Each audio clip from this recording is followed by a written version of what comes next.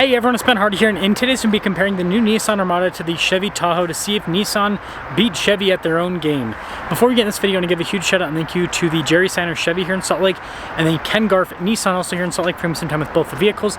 Link to both their inventories in the description down below. Link to my car buying guide too. Let's get into it.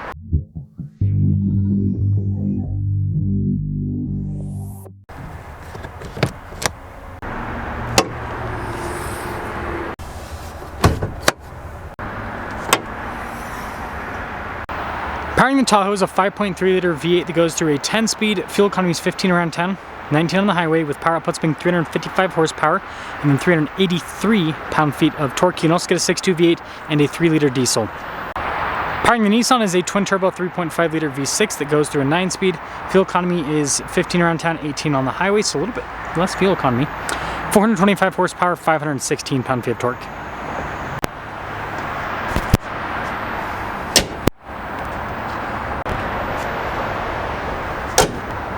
Before we move forward with this comparison, I do want to mention if you're going to see more videos just like this, then I recommend you subscribe because I post content every single day. Now I do want to mention that this comparison would be better if that was a Z71 Tahoe, but that's all we have. All the Z71s sold out. So we have the Pro 4X package here with the Armada, which is kind of like their off-road package. You can see the aggressive front end with the recovery points and all that. And if you get a Tahoe with the Z71, it has all the same stuff. This one is a Premier, so it's kind of like the fancier interior, which the interiors on this are actually very comparable. But you notice they both have fog lights, they both have pretty large grills and funky looking headlights. Funky headlights. It's a new thing. Now this is a very tight parking lot, so it's kind of hard to see the side profile, but you can kind of see a side-ish angle here on the Tahoe. See the fancier wheels this Premier package comes with. We've got fixed side steps, you've got nice trim on the mirror caps, and then with the Tahoe you've got the smaller cab in the back. Now the Armada is actually quite a bit boxier compared to the Tahoe, which is interesting. This one has all-terrain tires. You can see big fender flares, fixed side steps. You can see you've got nice painted trim on the mirror cap. You've got this nice blacked out roof. But yeah, definitely boxier. But the thing's funny, look at the taillights on the Armada and then compared to the Tahoe taillights. Like here, I'll give you this center angle. Very similar. And by the way, they're about the same length, roughly. I think the Tahoe's a little bit bigger, but they're pretty close. Now this leads us into the rear of the Armada. You guys can see the space behind the third row. You got suspension that's adjustable up and down. You can fold and raise the third row automatically. The second row is just fold down with the auto function. And actually I gotta take this out of the Nissan. It has an outlet in the back, which is nice. And see the lowering function there. Now with the Tahoe, it looks like it has just a sliver bit more space compared to the Nissan in the back. Same thing with the seat folding function, no suspension adjustments, and actually we're going to put this one in the rear now here. Anywho, tight parking lot, so kind of hard to show the exteriors, but hopefully that gives you kind of an idea of the exterior of both of them. Now when it comes to the interior, the Armada is actually really cool with the material use and the style, and you can see here with the seats, got this kind of nice design here. Look, Pro 4X there at the top of the seat. I'll quickly compare the space here. You guys can see the legroom and everything in the Armada, and then I'm actually going to raise the back there. So one thing to note, the floor does raise up towards the rear of the Armada, so that does kind of limit your headroom a little bit to an extent.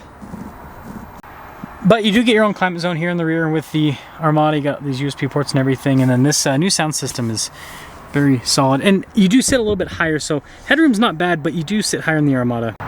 Now popping over the Tahoe, nice materials, just like what you see in the Armada, not quite as stylized. But here are the seats. See, perforated all down the center. Getting in, gotta step up a little bit. But yeah, legroom's good, got a little storage pocket. You actually have TVs in the back with this one. Again, we've got our own climate zone. Notice it's more physical rather than as much screen as the Armada. Now you do sit decently high here in the Chevy, just like the Armada, but it's not too bad. Headroom's good. Now the third row is a huge benefit in the Chevy. So first off, nice trim on the seats, but the floor, unlike the Armada, is flat all the way to the rear, so you just have more legroom in general, and then it keeps you a little bit lower down, so then your headroom is also a little bit better in that third row. So that's a win for the Tahoe. Now the front seat of the Nissan, again, nice trim all throughout. You can see all the window controls here, the mirrors power fold in, you got memory seats and Pro 4X there on the seat. But yeah, cool fancy trim. These seats are heated and cooled. And then getting in, of course, we got a giant screen across It's just kind of like the thing in the car industry nowadays. But it does have nice features like a camera rear view mirror. We've got a big panoramic sunroof. You of course have a huge center console. Got a wireless phone charging pad. Now this one is really cool because it has a rear locking differential that's selectable, 2-speed transfer case. The Tahoe comes with a 2-speed transfer case, but it doesn't have a selectable rear locker with the Z71. And then again, adjustable suspension. You can get that in the Tahoe as well. But yeah, this is the material used throughout. I think is really nice. And then again, digital gauge cluster. Everything's pretty straightforward. And then like you've got a 360 camera system as well. So I think that's another nice feature. And this one comes in at just over $81,000 for the MSRP price. So you get lots of features, but also a big price tag.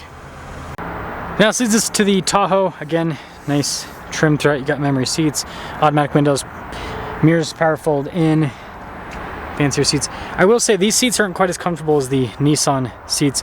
They do have the heated function for sure, and I think the cooled function as well. I'll double check the screen. I haven't sat in this one yet, but you can see big digital gauge cluster, big infotainment system. Yeah, heated and cooled seats with this. This also has like a 360 camera system, just like the Nissan.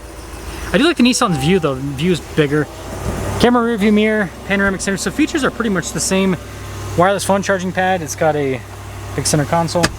And then you'll notice 2-speed transfer case. Got all of our light controls here, trailer brake controls, hill descent control, all of that. So lots of physical controls with this. And like how you got the heat steering wheel button on the steering wheel itself. But yeah, it's definitely a nice place to be. Lots of features. This one's a bit more. So this one's almost $85,000 for the MSRP price. So it's more expensive than that Armada. So with that being said, let's take them both out and see which one performs the best.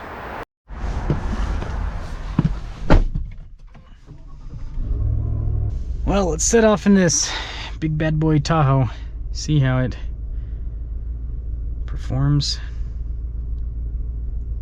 Gotta love the V8 sound. The camera system's good too. I will say though, just a smaller view. It's the only benefit, in my personal opinion, it's the only benefit of a bigger screen overall is that you get a better picture with the camera. Outside of that, it's all pointless in my opinion. So I know this, like I said, I know this comparison is not perfect. It would be great if I had a Z71 with air suspension, but it just doesn't exist right now. So make do with what you have. I figured you guys would want at least a comparison with the Tahoe versus the Nissan. And this will give us an idea at least of what things are like back to back. Now, there's a few reasons why the Tahoe and the Yukon are the king of full-size SUVs. First off, you know, looks. People like the looks of them. But more than that, space, right? And this has so much space. And I think this is something that some of the other automakers, including Nissan in this segment, kind of forget. And with the Nissan, it's got great space in the second row. It's got great space up front. It's just the third row, because the floor is raised up a little bit, you lose some space, whereas this doesn't have that concession. So that is one thing that, like I said, this has a big benefit with, and something that people love about these. That if other automakers want to compete in the segment, they gotta look at that and pay it a little bit more attention. But yeah, ride quality's nice. And again, this has no air suspension. When you get the air suspension with these, man, it is buttery smooth. I think it's probably the most comfortable riding full-size SUV with the air suspension. And the V8 has instant response, so although this is not crazy high horsepower, 355 horsepower, the response is quick enough from the powertrain that it just works. And the transmission, that 10-speed smooth. So it all comes together to package very nicely. It really is a nice ride. It really is a nice ride. So overall, yeah, the Tahoe's king of SUVs for a reason. It's big, it's comfortable, it's got a lot of different powertrains to choose from. It makes sense with how everything's set up. The only thing that I'll knock this for is The new headlights look kind of dorky, if you ask me. And then the seats are hard.